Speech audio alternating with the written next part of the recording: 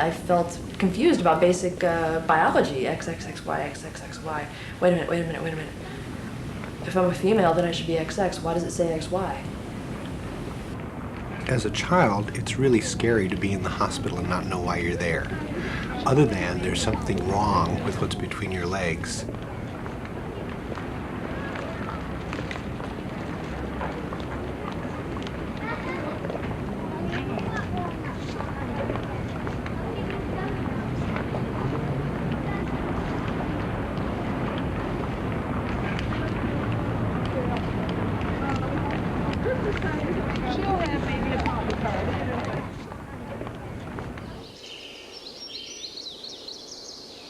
I started in labor about 4 o'clock in the morning and went on to the hospital. When we arrived, the gynecologist was just very excited about that it was a boy, and then he said, oh wait, he changed his mind right in midstream.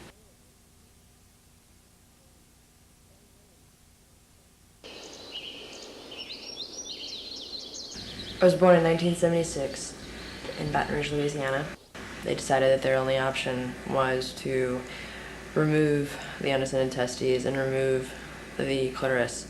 Now they removed the male reproductive organs first and then sent me home. And then about a year later they removed the clitoris. Now I don't remember any of this at all. I was a kid who was born with ambiguous genitalia. So issues about sexual identity and the science of sexology have been important in my life as long as I can recall.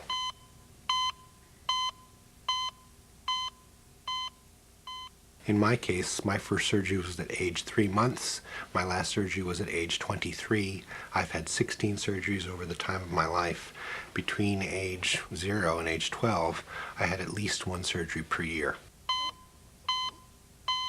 A child with intersex is a child who, on physical exam, has features that are not wholly male or not wholly female as considered in the traditional sense.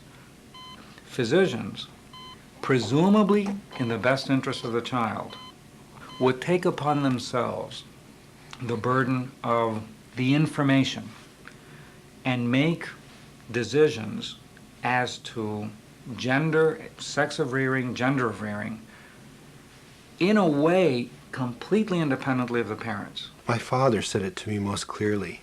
He didn't think that he was being offered a choice. And I think that most parents have this experience.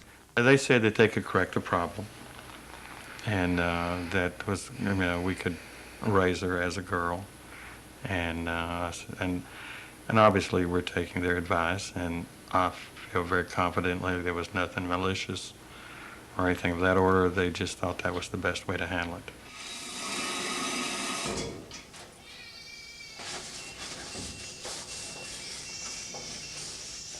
When you're a little kid and everybody goes on summer vacation, you come back to school after vacation and you're all supposed to tell about what you did on vacation.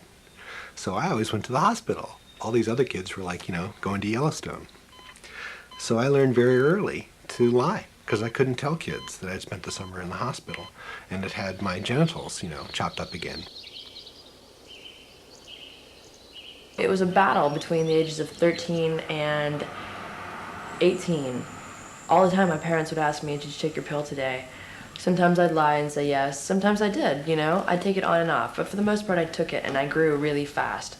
And, I just I started developing these breasts, which they're okay, But, and these hips, which I hate, and these, typical female fatty deposits. And,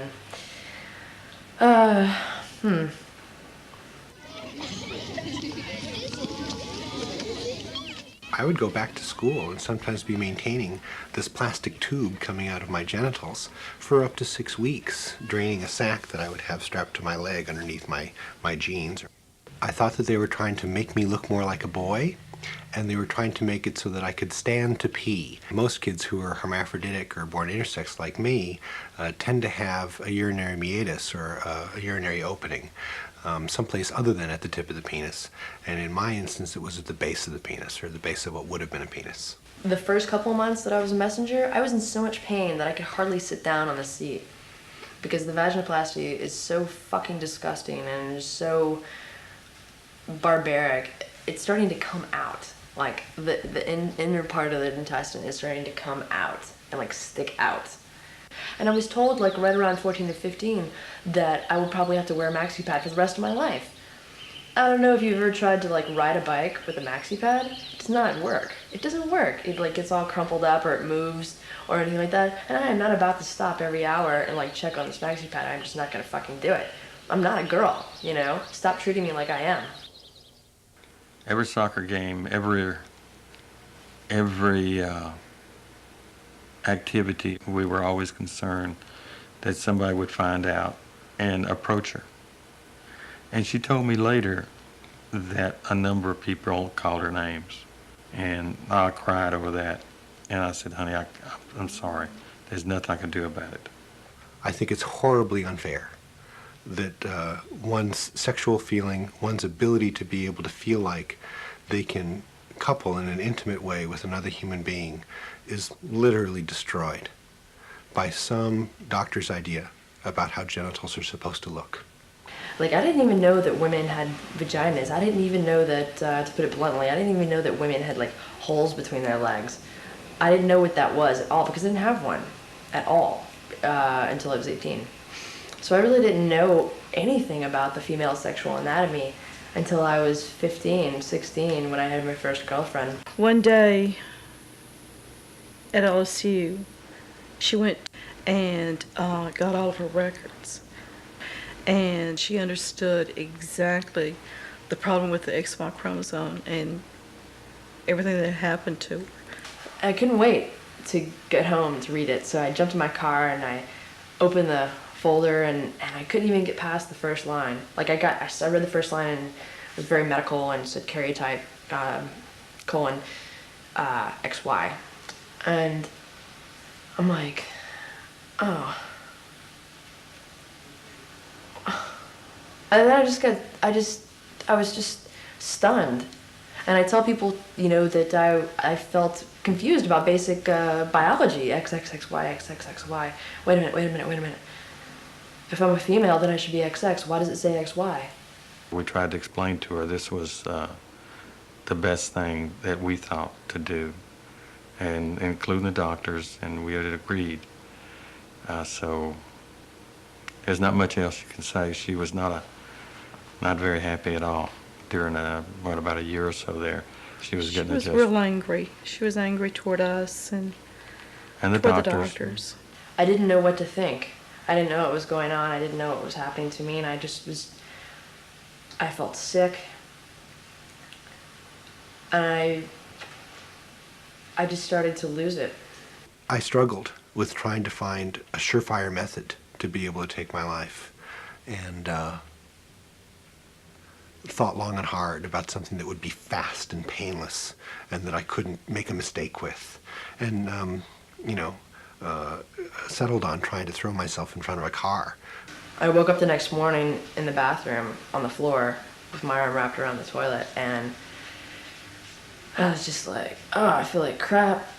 Oh God, you know, and I was just at this new all-time low. I couldn't even kill myself correctly. When I finally came to terms with my identity as an intersex person, not pretending to be a boy, not fearing being a girl, just being intersexed, passing as a boy, playing the joke of looking like a boy, became tremendously engaging and a lot of fun.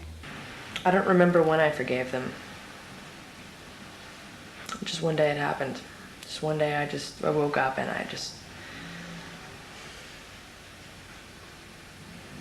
I felt at peace with them. And I realized that they love me very much. And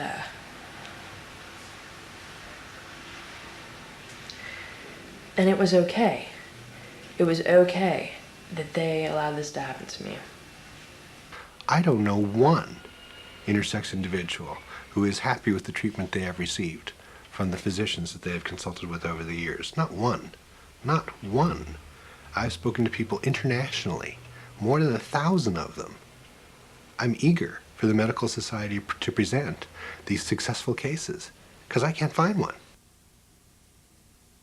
I hope that we can make amends to the individuals that we have harmed over the years, and I think our profession should do that in a formal way. I'm doing the best I can to educate enough people to see that this practice is stopped, that there will be no cosmetic surgery on the genitals of infants anymore, that it's okay to raise intersex kids as intersex people.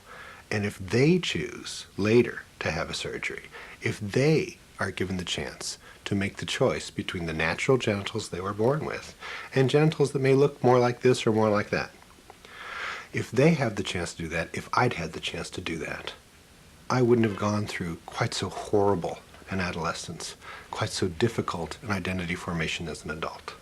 These surgeries are going to stop, you know? And if they stop within the next 5, 10, 15 years, and they will stop in my lifetime. They'll stop in my lifetime, and I'll get to talk to little hermaphrodites running around. I'll get to hold them in my arms. I'll get to tell them, you know,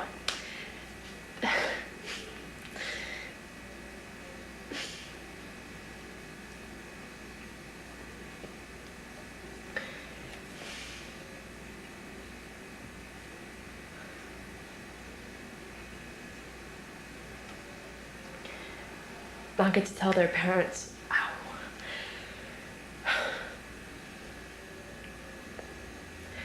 how wonderful their children are.